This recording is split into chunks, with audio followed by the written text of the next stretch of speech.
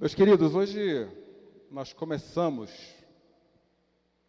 uma série de mensagens que irá durar 2 meses. Começamos em outubro até o final de novembro, a mesma série, que é o Deus que surpreende. Essa é a série, esse é o tema. E essa série, ela vem a partir de que textos bíblicos? Ela vem a partir da vida de alguns dos profetas bíblicos, não de todos. Então, cada mês eu vou trazer, cada domingo eu vou trazer aqui um tema central dos livros proféticos. E quando eu falo de voz de profeta, nós precisamos entender o que a Bíblia chama de voz profética. Porque culturalmente, nós costumamos entender que voz profética, eu falo de cultura evangélica, é alguém predizendo algo que vai acontecer a respeito da nossa vida. E essa jamais foi a intenção da Bíblia. Alguém que predissesse o nosso futuro. O profeta, biblicamente, ele jamais foi, biblicamente, um adivinho a respeito do nosso futuro. Ele tem outros papéis na Bíblia que se separam do Antigo e do Novo Testamento, apesar de ser a mesma pessoa, vamos falar assim a princípio. E para que a gente entenda o que é a voz profética, para eu entrar inclusive naquilo que eu trouxe para vocês a respeito do primeiro profeta da Bíblia, eu preciso entender o profeta na história da Bíblia, o papel dele, quem ele era. Eu já ouvi essa frase há uns 30 anos atrás, e ela faz todo sentido para mim até hoje. Quem não conhece a história permanece eternamente criança. E esse é um erro que nós cometemos hoje, cristãos, que vivemos no reino no século 21, achando que toda a história de Deus para a minha vida começa hoje. E ela não começa hoje. Ela começa lá atrás, na caminhada de Deus com o povo. E eu preciso, a partir de agora, entender a minha primeiro pilar para que eu compreenda a voz profética na Bíblia. É a caixinha lá de cima. Agora saiu. O que é a Bíblia para mim? E eu vou falar uma coisa para vocês, que não tem nada que me dê mais prazer na vida do que ensinar a Bíblia. Não tem nada. Eu posso ter um monte de habilidades, um monte de coisas, mas nada me dá mais prazer na vida do que ensinar a Bíblia. Porque isso faz parte da minha consciência, a respeito de quem eu sou. Primeira coisa. Também faz parte da consciência do meu propósito de vida. E também faz parte da consciência de como eu quero usar os dias da minha vida. Então não tem nada mais precioso para mim do que ensinar a Bíblia. Nada. Se eu tiver consciência de quem eu sou diante de um Deus criador, se eu tiver consciência do meu propósito diante de um Deus criador, e se eu tiver consciência de como eu quero usar a minha vida diante de um Deus criador, eu não tenho problema. Porque eu sei quem eu sou, eu sei por que existe, e eu sei o quanto vale o meu tempo. Porque apesar de nós vivermos numa cultura onde nós somos valorizados pelo que temos, nada é mais precioso na minha vida do que meu tempo. Nada. Nada é mais precioso na minha vida do que o meu tempo. E o meu tempo, ele vai ter o valor daquilo que eu valorizo mais. Parece uma frase redundante, mas não é. Então, se eu valorizo demais meu trabalho, meu tempo vai estar sendo bastante usado em torno do meu trabalho. Se eu valorizar demais os meus estudos, se eu valorizar demais aquilo que eu quero adquirir ao longo da vida, se eu valorizar demais os meus relacionamentos, então eu vou gastar a maior parte do meu tempo em torno disso. Mas como que eu distancio? Existe uma distância entre essas coisas que precisam fazer parte da minha vida e a consciência da minha vida diante da história da humanidade através da narrativa de um Deus criador, porque a Bíblia é isso. É a história da humanidade. Nós estamos inseridos nessa história a partir da história de um Deus criador. É Deus contando a história da humanidade. Como é que essas coisas se conectam? Bom, se eu tenho consciência diante desse Deus criador de quem eu sou, do propósito da minha vida e como meus dias devem ser vividos diante de Deus, todas essas coisas estão debaixo desse guarda-chuva. O problema é quando eu inverto. E nós fazemos essa inversão facilmente, no dia a dia mesmo aqueles que há muito tempo caminham com Deus. Quer ver uma coisa?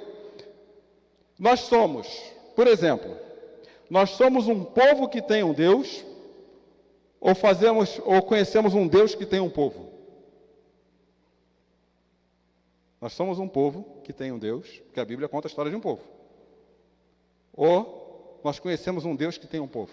Essa resposta parece ser igual, mas existe algo de maligno na inversão dessas duas coisas. Quem acha que nós somos um povo que tem um Deus, levanta a mão. Não vai sair na câmera não, ninguém vai ver, pode ficar tranquilo.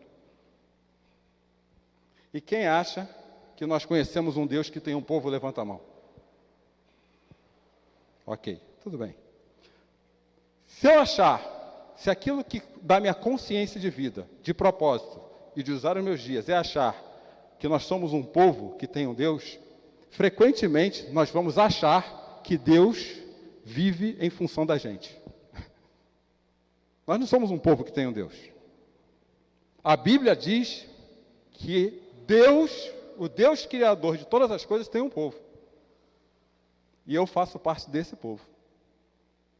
Aí eu sei quem é que, na verdade, governa a história. A maior parte das mensagens bíblicas que eu tenho ouvido na igreja e fora da igreja a respeito de Deus, e olha que eu tenho ouvido um monte de gente fora da igreja que não tem nenhuma relação com o reino, com o evangelho, como a Bíblia diz, falar de Deus, fala muito mais de um povo que tem Deus, que vive dentro dessa relação com Deus a partir de si mesmo. As mensagens bíblicas, para mim, você pode até pensar diferente, fala de um Deus que escolheu um povo, que chamou um povo para ser povo dele. Isso nos leva a uma segunda afirmação e pegadinha também muito comum. Uma aliança. Nós somos o povo que tem uma aliança que atende um chamado, ou nós somos o povo que tem um chamado para atender uma aliança?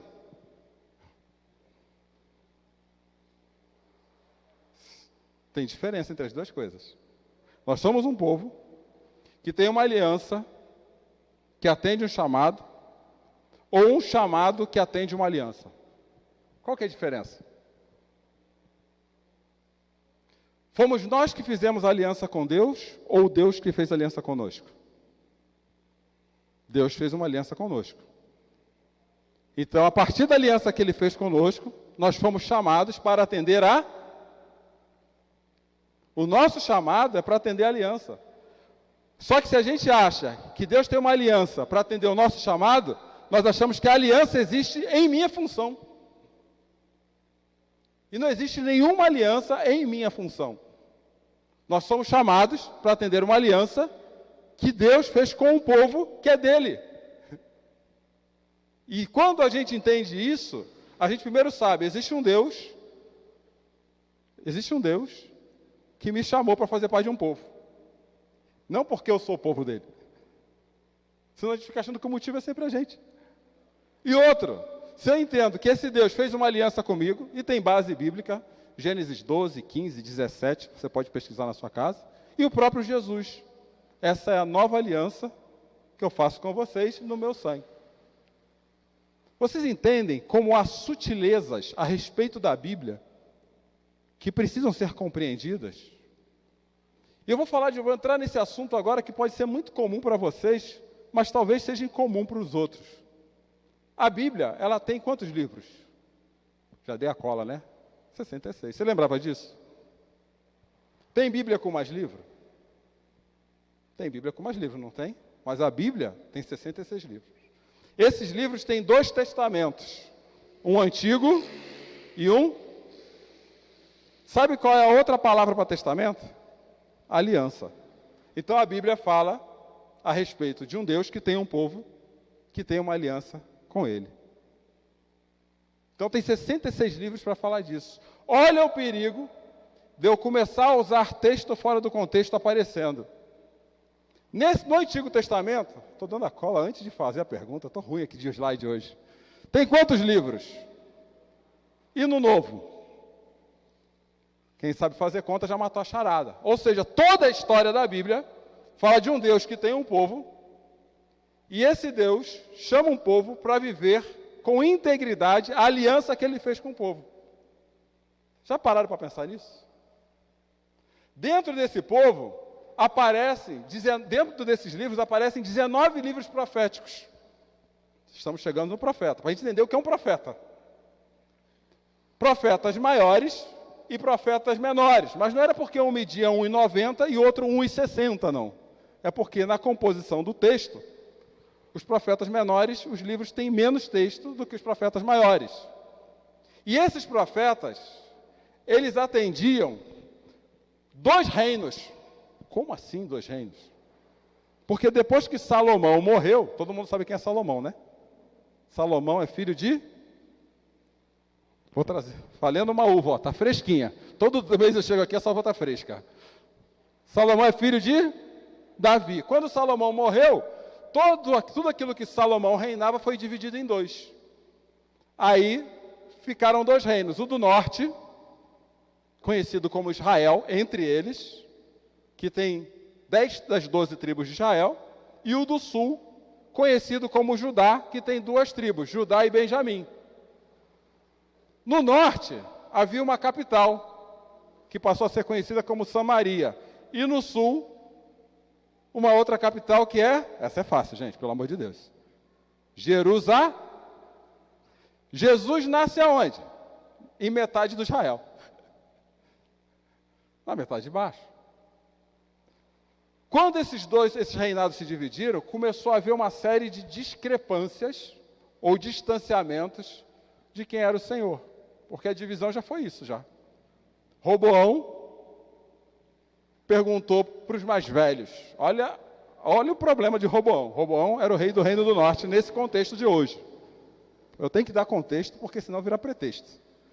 Ele perguntou para os sábios, assim que Salomão morreu, viu? O que eu faço com o povo? Porque Salomão era um cara sábio, mas ele apertava a turma no imposto.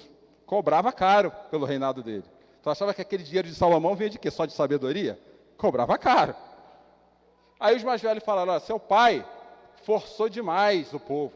Alivia, deixa o povo viver bem, deixa eles entenderem o que é um reinado leve. Roboão não gostou da história. Aí ele foi perguntar para os mais novos.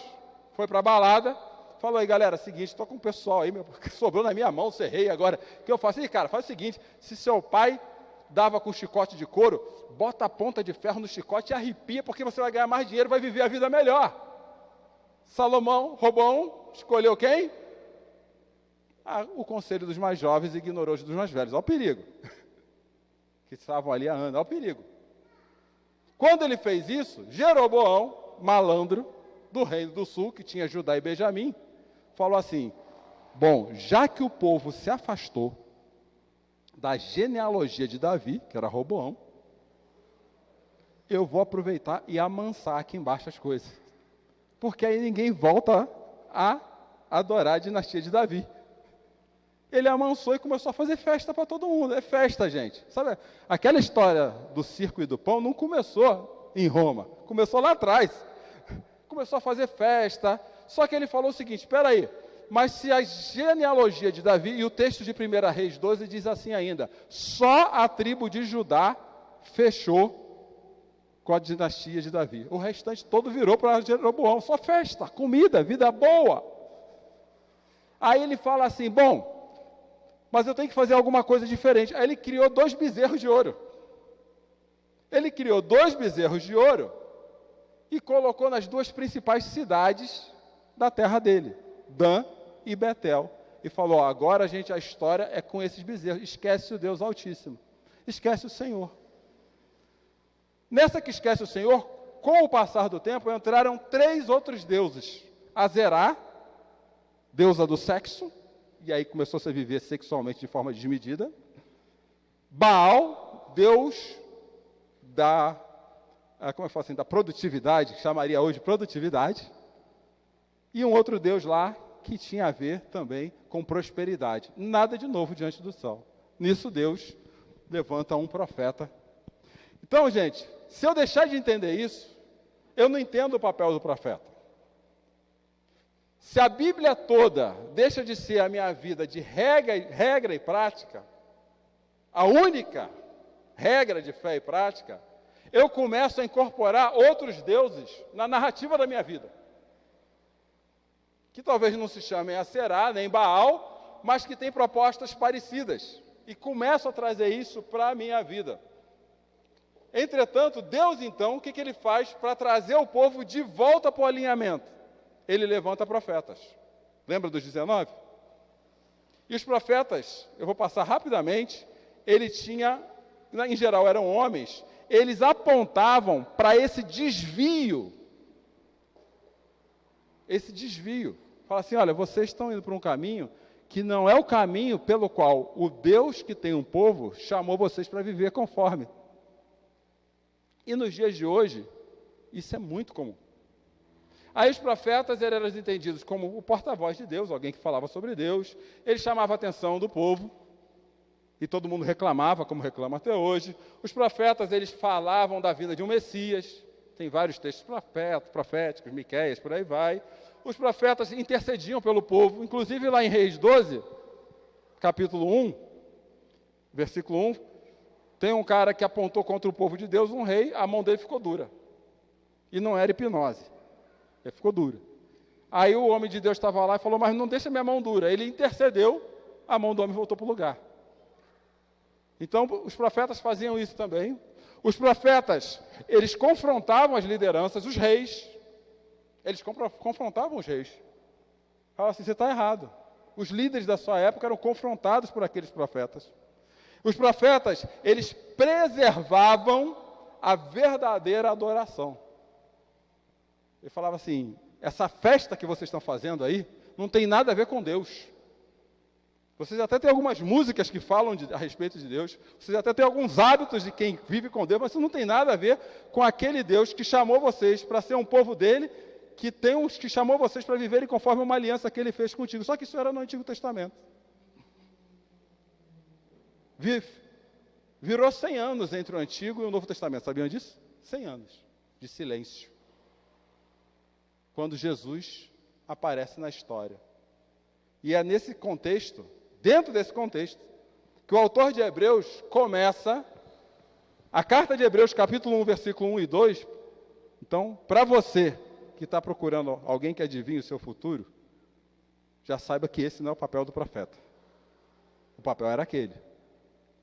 E para você que está procurando profeta, apóstolo até hoje, o autor de Hebreus fala o seguinte: por muito tempo, Deus falou de várias vezes e diversas maneiras a nossos antepassados por meio de...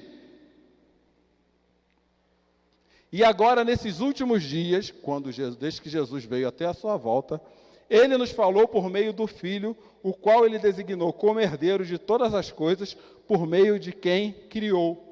Qual foi o último profeta?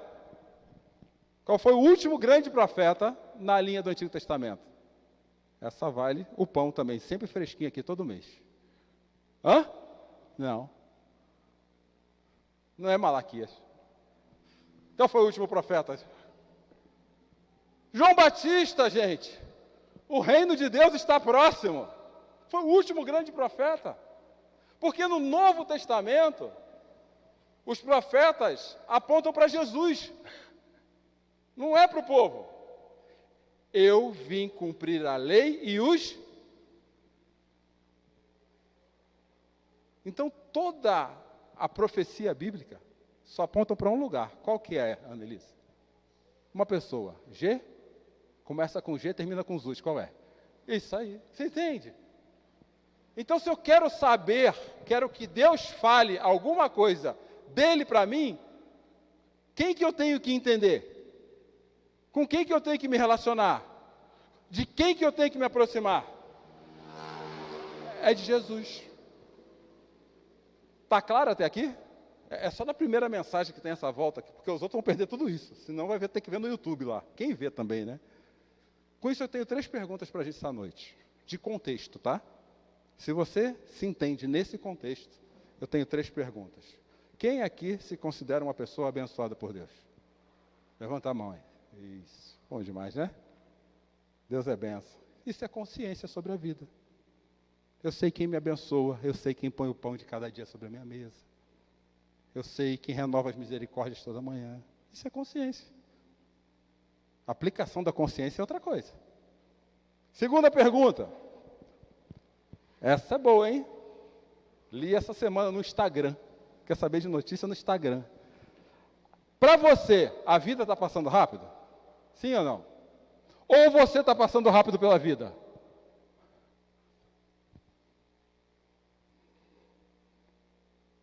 O tempo mudou? O que mudou? A minha consciência do tempo.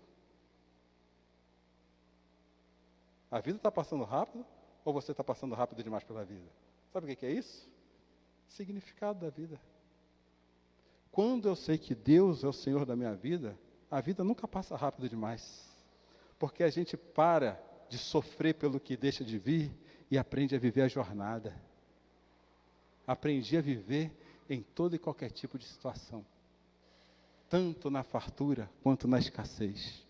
Porque tudo posso naquele que me fortalece. Isso é consciência de vida? E a gente fica que nem aquele pessoal lá buscando outros deuses para poder responder à nossa vida. Vamos comprar o último lançamento do Tony Robbins, ele vai resolver minha vida.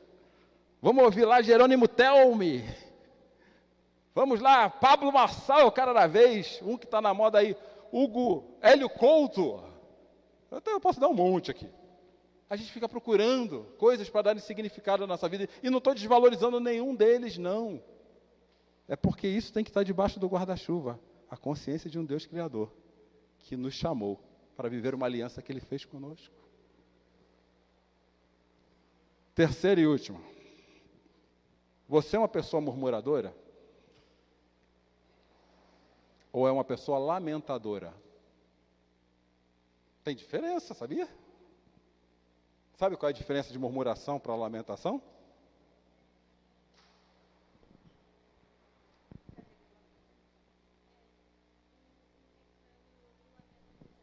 Um reclama da vida e outro...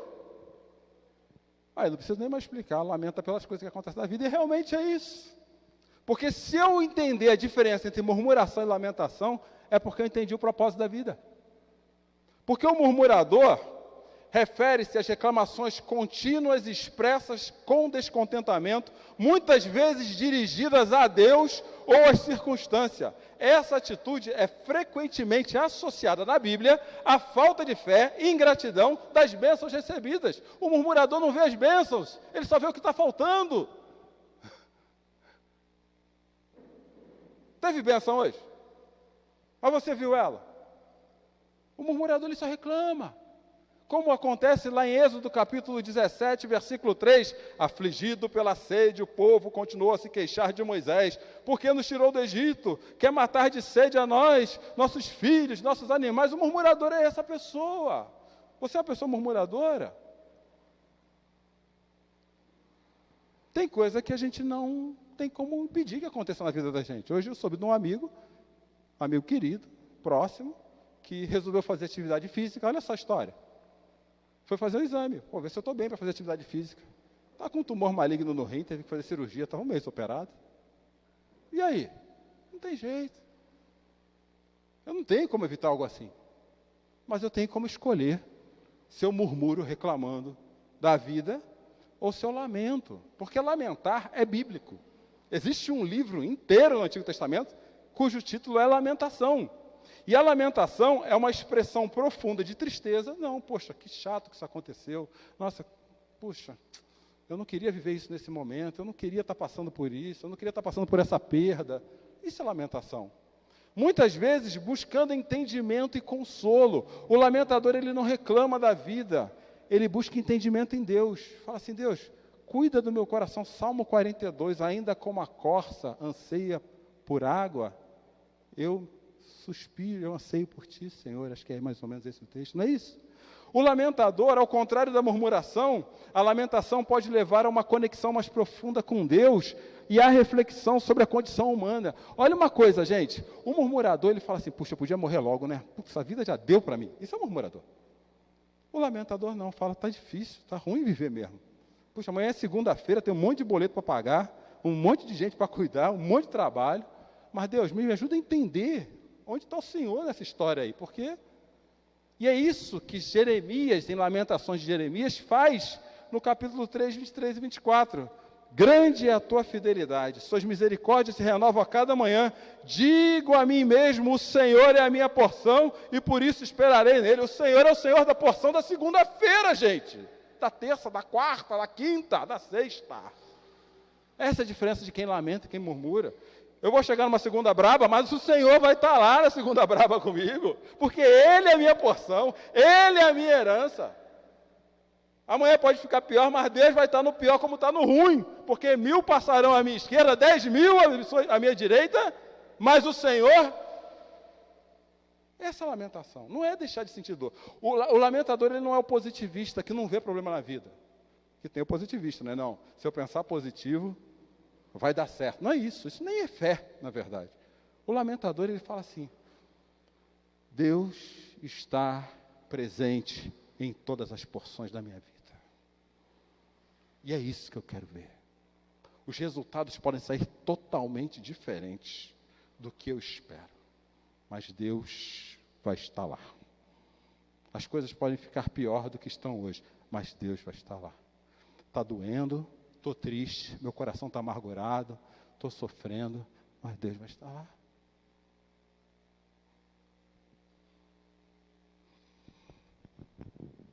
Faz sentido para vocês ou só para mim? Porque a consciência sobre a vida diz respeito à minha relação com o Deus Criador. Se eu sei quem é o meu Senhor, e como a Nathalie falou aqui agora, Deus da minha salvação, eu tenho consciência de quem é a minha vida. Para de se desesperar. E não estou dizendo que seu desespero é à toa, não é isso não, pelo amor de Deus. De maneira nenhuma, você sabe o que dói no seu pé, o seu calo, o seu sapato, o tamanho dele, não é o meu. Mas traz ao seu desespero a consciência do Criador, de quem é o seu Senhor. O significado sobre a vida diz respeito à maneira como tenho vivido os meus dias. Como é que eu coloco a minha cabeça no travesseiro? Gratidão ou reclamação?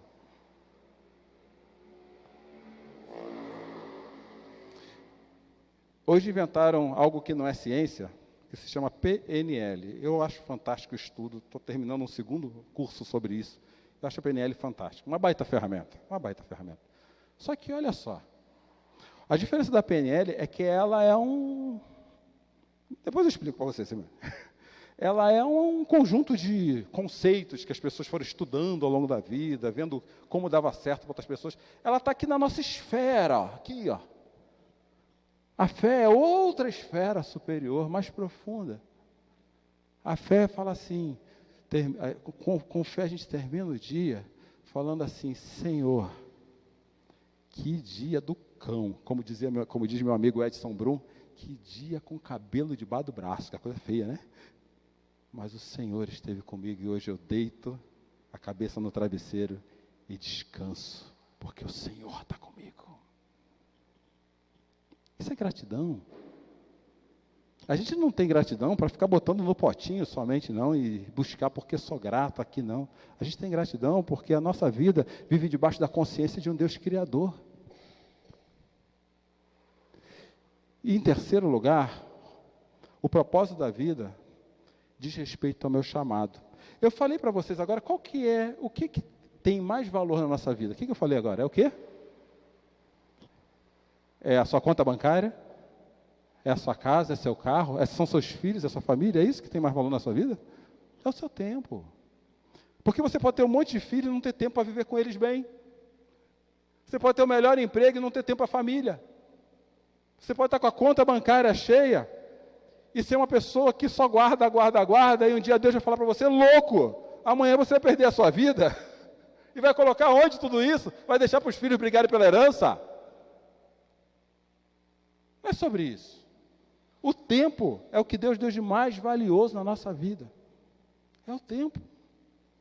Tanto que antigamente, no século XX, dizia que tempo era dinheiro. No século XXI, disse que tempo é vida.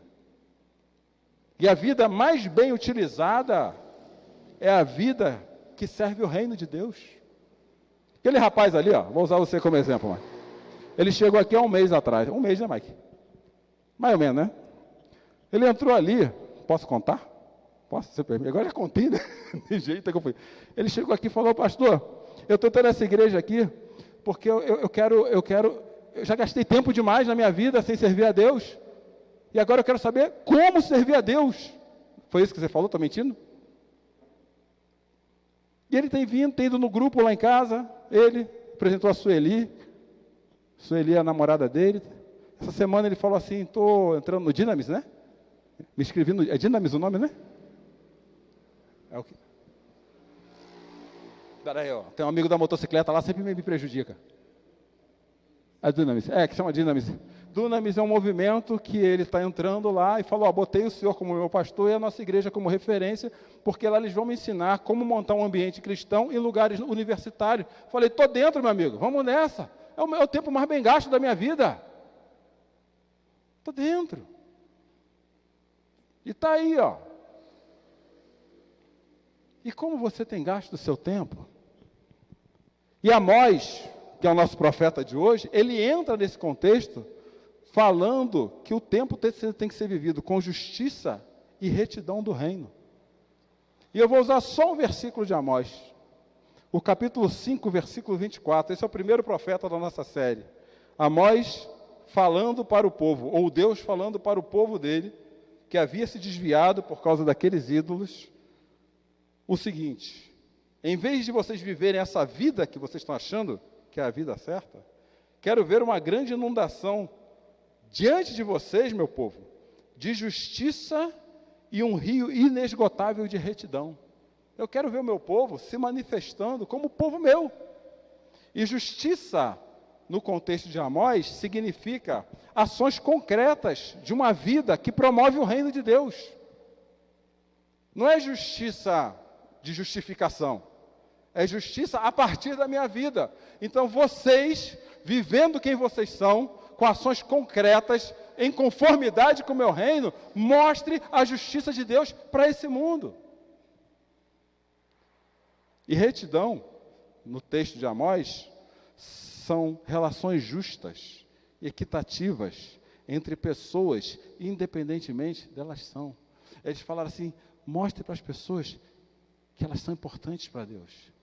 Não importa se ela é pobre, não importa se ela é rica, não importa se ela é A ou B, mostra isso.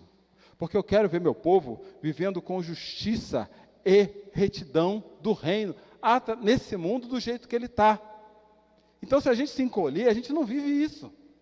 Nós temos que aparecer para o mundo. Jesus já falou que nós temos que aparecer como sal da terra e luz do mundo. Aí você vai falar assim, mas Cláudio, foi Amós. Eu falei, e daí que foi Amós? Amós era um homem comum, que nem o Simeone, que nem o Mike, que nem a Annelisa, que nem a Francine, que nem o Heraldo. Amós era um homem comum, porque na hora que Deus chama Amós, a primeira coisa que ele faz é isso, ele faz igualzinho a Gideão. Ele fala assim, eu não sou profeta, eu nunca fui, eu sou só um fazendeiro, eu sou só um motorista, eu sou só um professor, eu sou só um engenheiro, eu sou só isso. Isso é que Deus é educado, que se fosse eu diria assim, e quem disse que você teria que ser outra coisa? Porque Jesus, quando olha para mim e olha para você, fala assim, eu vou fazer de vocês pescadores de homens. Ele pega homens simples, mulheres simples, como Dorca, que tinha uma grande empresa de costura, e junta um monte de mulher da comunidade dela para aprender a costurar com ela. Mas para que o reino fosse conhecido. Deus chama pessoas simples, Ele não chama pessoas capacitadas. E é através dessas pessoas que Ele quer ver justiça e retidão acontecer aonde Ele nos coloca. Porque o papel de pessoas comuns que atendem o seu chamado é combater os efeitos da maldade nesse mundo. Amós vira para aquele povo e fala assim, viu, não se conforme com as injustiças sociais do nosso tempo.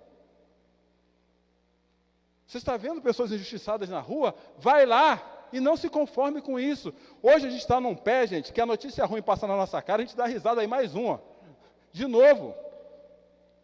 Nós não podemos estar conformados com as injustiças sociais. Amós capítulo 2, versículo 6, o texto está aí, depois você pode verificar. Cuidado com os... Amós fala assim, vocês vão apresentar justiça e retidão, cuidando das pessoas indefesas. as mulheres que estão aí sofrendo feminicídio, as pessoas que estão sem comer, as pessoas que estão sem ter um lugar para dormir. Isso é ser meu povo, mostrando justiça e retidão no meio do lugar onde eles estão, porque o povo de Deus, ele recebe de Deus uma capacidade de mudar o meio. E Jesus fala isso, que vocês receberão poder para serem minhas testemunhas, e nós estamos encolhidos nessa nossa capacidade de mudar o meio, mas não foi Jesus que criou isso, foi Deus, que Jesus também, não foi naquela época do Novo Testamento, quer dizer, mas isso vem vindo desde o começo da Bíblia. Mudem, olhem para as pessoas à volta, parem de olhar para vocês, parem de olhar para os seus problemas, parem de achar que a sua dificuldade é a maior dificuldade do mundo, e ajam com justiça e com retidão, valorizem a família. No tempo de Amós, o pai e o filho dormiam com a mesma mulher. Hoje você começa a conversar e ouvir coisas que as pessoas estão... eu estou de boa aqui, a gente está meio insatisfeito no casamento, então a gente chama um contatinho para ajudar aqui na nossa relação. Isso é comum, mais comum do que a gente pensa. Muito comum. E Deus fala, vocês têm que mostrar o que é família. Vocês têm que valorizar o casamento. Vocês têm que valorizar o cuidado. Tanto que ele cria um mandamento para isso, né? Mais de um, né? Paulo fala sobre família, sobre casamento. Obrigado. Bem-vindo a essa água. Então nós precisamos entender que diante da voz profética de Jesus, nós somos chamados para fazer parte de um povo, cumprir uma aliança que precisa acontecer no meio onde nós estamos, olhando para aquilo que os deuses da nossa cultura estão fazendo e deformando a vida das pessoas, e agir. Obrigado, viu? Ele fala assim, combatam a corrupção. Vocês é um povo que não pode ficar satisfeito com a corrupção. Outro dia eu estava conversando com a Cláudia, eu não sei nem como surgiu esse assunto, depois ela me lembra. A gente reclama do corrupto, quem a gente entende que é corrupto, dentro da nossa percepção, não é nada partidário que eu estou falando, quem a gente entende. Você olha para o outro como corrupto quando ele não atende às suas demandas, né? Ou as demandas dos seus valores. A gente olha para o corrupto e reclama. Só que a gente a gente estava estacionando no shopping agora, uma semana de férias, a gente tirou para sair do contexto de família, de tudo, muita doença, e descansar um pouco nossa cabeça, e a gente viu o cara parando na vaga do deficiente físico, na vaga do atípico. Mas, o povo reclama do cara lá e para na vaga do... Que história é essa? A gente não pode ficar parado com isso. E é isso que para isso que Amós é levantado, fazendo um convite para que aquele povo reveja a funcionalidade do seu chamado.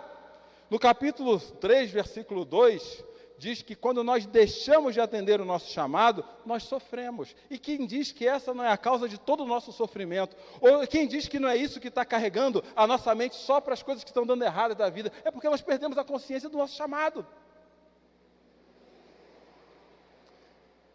E é exatamente isso que Jesus faz com a gente também. Capítulo 15, para mim, de João, é um dos textos mais lindos do Evangelho de João para mim. Eu sou apaixonado por João. É o cara que mais escreve sobre o amor de Jesus Cristo. E o capítulo 15 eu acho uma obra de arte literária profunda. É onde ele fala da videira e dos ramos. Lembra disso? Eu sou a videira, o pai é o agricultor. No versículo de número 16, e por que eu dei o nome dessa mensagem? Que Deus nos ouve. Porque eu creio que Deus só ouve. Creio mesmo. Eu creio fielmente que Deus só ouve e atende quem tem consciência do seu chamado, da sua relação com a aliança e com o reino dele. O restante é misericórdia. Ele fez porque, deixa eu fazer, eu tenho consciência. E Jesus fala isso. Olha o que ele diz no versículo 16 do capítulo 15. Vocês não me escolheram. Não foi vocês que me chamaram para ser Deus de vocês. Eu que escolhi vocês para ser meu povo, não é isso? Lembra lá atrás? Eu os chamei para fazer o quê? Irem e produzirem o quê? para que vocês frutifiquem, não é para que vocês fiquem encolhidos. E tem mais, para que, condicional, para que aconteça o quê? Para que o Pai lhes dê tudo o que pedirem em meu nome. Então eu tenho chamado. Eu não posso ficar à parte do que está acontecendo à minha volta. E eu preciso responder à aliança, ao bate-sinal de Deus, e viver esse chamado na minha vida, usando o meu tempo, que é o que eu tenho de mais valioso para a minha vida do reino.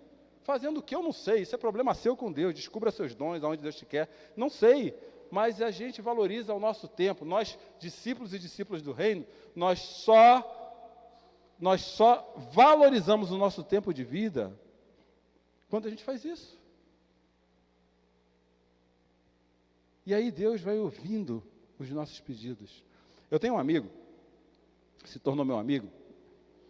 Eu comecei a me envolver de novo nesse meio corporativo de Sorocaba. MEI, pequeno empresário, médio empresário. Voltei para uma outra demanda e achei um grupo, e está todo mundo convidado para ir. Uma vez por mês eles fazem um café lá no Praça Maior. Sabe onde é a Praça Maior, lá da prefeitura? O grupo se chama No Praça. Aí eu vi, falei, pô, conheço esse cara, ele tem uma produtora de vídeo, tal. Gente finíssima. Já tinha até me gravado, eu nem sabia.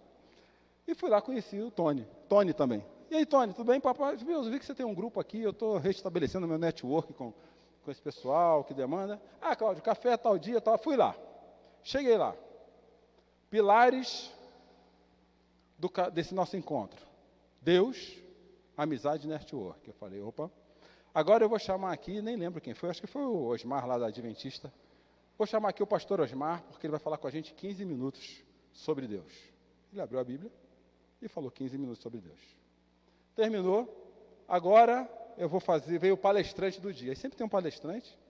E engraçado que todos os 3 palestrantes que eu ouvi nesses 3 meses de café, os 3 colocaram a sua relação com esse nosso Deus no seu trabalho, na sua vida próspera. O último tem uma empresa com 3.000 funcionários e ele fala que é tudo de Deus. Eu fui perguntar que igreja ele é de uma igreja de Alphaville. Enfim, está lá. Aí eu falei, e aquele café sobrando? Café, suco, aquele café da manhã assim, digno de hotel. Terminou. Fui lá, sabe quando você está meio perdido assim, aquele cara chega meio na festa assim, meio perdido.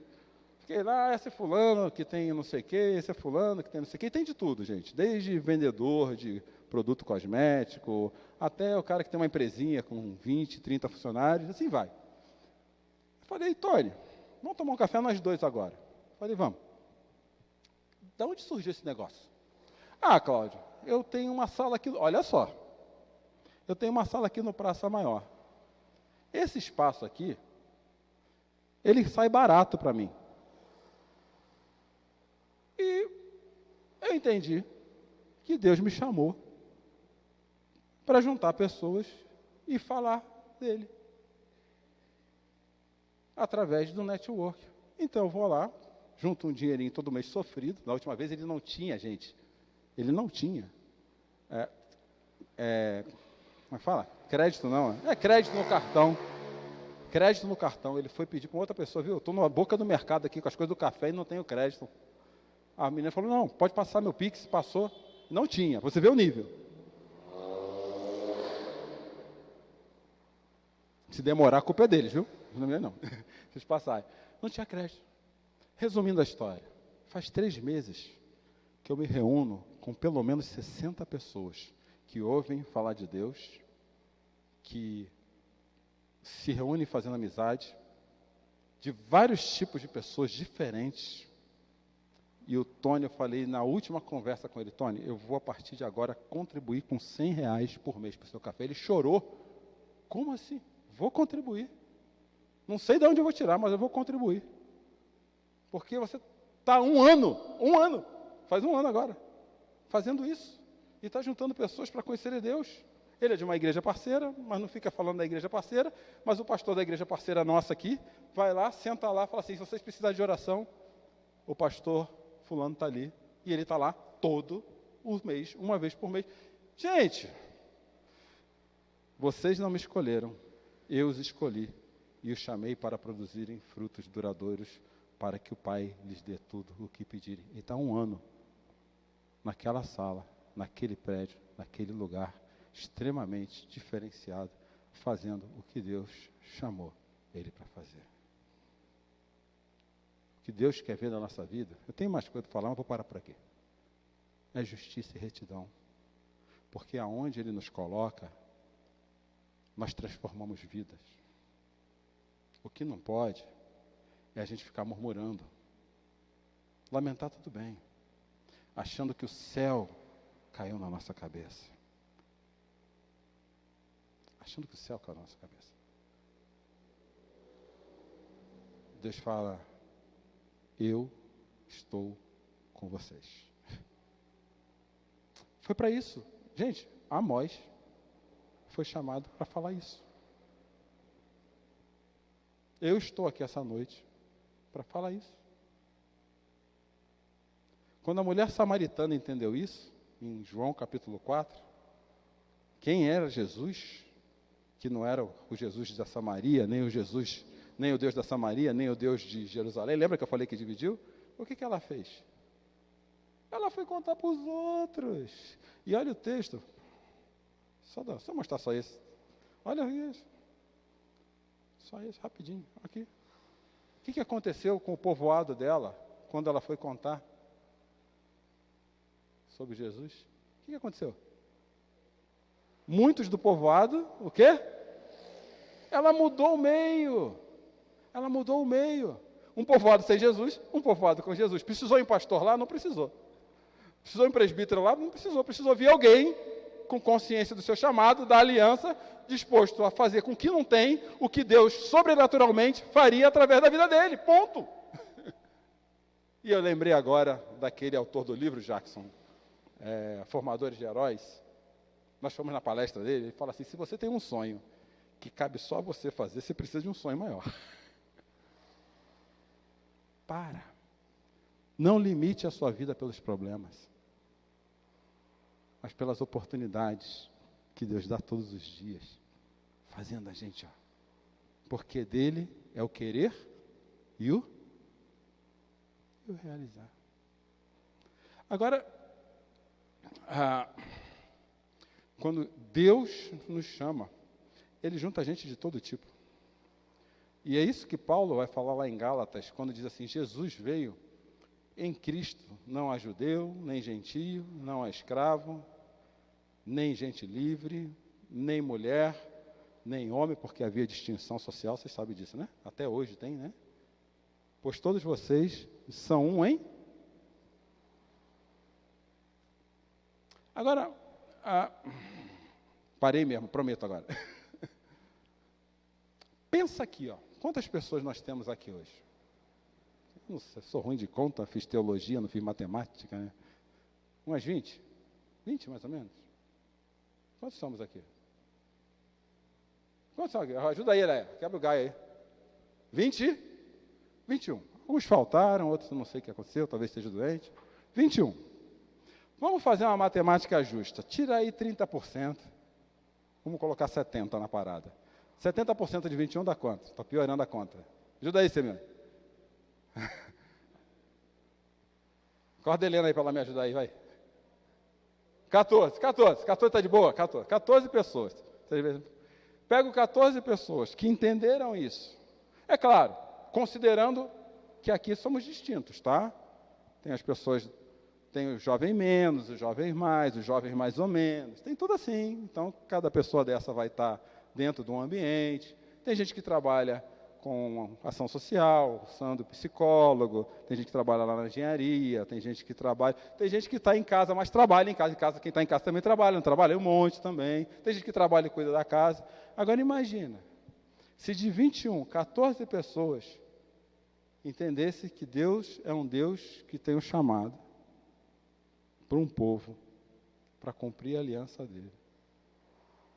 Tomasse consciência disso. E começasse a reunir gente. Só para falar de Jesus. Só para conhecer Jesus. Vocês acham que aconteceu o que aqui nessa igreja? Vocês acham que aconteceu o que aqui? É só isso, gente. Eu vou terminar minha história aqui com um caos. Essa semana me perguntaram, e isso também não é negacionismo não, tá, gente? Mas é uma coisa para a gente pensar. A gente está entre amigos mesmo, vou tomar minha água abençoada aqui, ungida. Uma coisa para a gente pensar. Me perguntaram assim, Cláudio, você está aí no galpão há 8 anos, é o tempo que a gente tem aqui. Você começaria do mesmo jeito hoje? Eu falei, cara, eu começaria de um jeito totalmente diferente. E foi num café desse que alguém me juntou. Eu falei, como é que você começaria? Eu falei, começaria assim. Escolhia a gente, ou chamava a gente, e se tiver alguém aqui, estou chamando também, tá? Que entendeu isso aqui. Aí sentava com essas pessoas, uma vez por semana. Só nós. Hoje nós vamos estudar, sei lá, os 5 pontos do calvinismo. Caralho, fui radical agora, hein, Jacques se coçou até a cabeça. A diferença entre infra e supralapsarianismo. Brincadeira. Pegava um tema, lógico, evangelho e vida, e sentava com essas pessoas. Aí a gente se reunia num outro dia qualquer. E tinha um monte de mesa, imagina um monte de mesa. Aí esses 15, esses 12, não é G12 não, faria o quê? Agora vocês vão juntar um grupo aí e vão falar do que vocês entenderam, porque o Deus que falou comigo para falar com vocês, vai usar você para falar com esse povo. E todo mundo aqui, imagina um monte de mesa aqui, imaginou? É o lugar. E as pessoas ficavam ali meia hora, sem interferência minha, terminava, musiquinha antes, musiquinha depois. Acabou. Quem que vai cuidar do povo? É o povo. Não é verdade? Eu começaria uma igreja assim, com gente... detalhe importantíssimo. Café e pão de queijo em todas as mesas. Lógico. Não era assim que Jesus fazia? Depois juntava aqui, a gente fazia uma louvorzão, adoração, cada um agradecia por aquilo que Deus falou no seu coração. Ponto final, gente. Todo mundo era abençoado. Tinha gente que gosta de ouvir mais o Heraldo, ia ficar lá mais... o Heraldo tinha um grupo ali com eles, outros iam gostar de ouvir mais a Francine, e do jeito dela, porque outra a Cláudia, outra a Laíde, outra a Magali, porque a multiforme graça de Deus, ela age assim, outros o Jacques, outro o William, é assim, ó. O problema é que a gente quer viver a igreja de hoje esperando que pastores ainda sejam os profetas do Antigo Testamento. E não somos. Nós não somos profetas do Antigo Testamento. Nós somos profetas que apontam para Jesus, que formam discípulos para Jesus, que fazem com que pessoas queiram caminhar com Jesus. É isso que nós somos. E aí todo mundo, às vezes as pessoas chegam aqui com aquela expectativa, não, eu vou lá porque eu preciso de uma palavra para mim. Acaba com isso. Jesus acabou com isso, gente. Acabou com isso. Acaba com isso. Tira isso da sua cabeça. Foi coisa que colocaram na sua cabeça aí. Não é isso. Eu vou lá para aprender, me abastecer. Eu vou sofrer, mas eu não murmuro mais, eu lamento. Mas em todas as coisas, somos mais que... Como vocês deixaram uma semana sem falar, e quem atrasou foi o carro, eu vou terminar com uma história. Num desses encontros, entrou um cara lá, que eu quero sentar diante desse cara, só preciso ter o dinheiro para sentar diante dele, né? Para comprar outra coisa. E Deus vai me dar esse dinheiro em nome de Jesus, porque eu tenho propósito para o reino com aquele cara. Ele falou assim, viu? Ele usou de uma maneira, e você pode até entender da maneira que eu entendi, tá? Ele falou assim, viu? Paulo não fala que nós somos mais que vencedores em Cristo Jesus, não é isso? Não fala. Ele falou assim, se Paulo nos fala que nós somos mais que vencedores em Cristo Jesus, por que a gente levanta segunda-feira como se a vida já tivesse vencido a gente?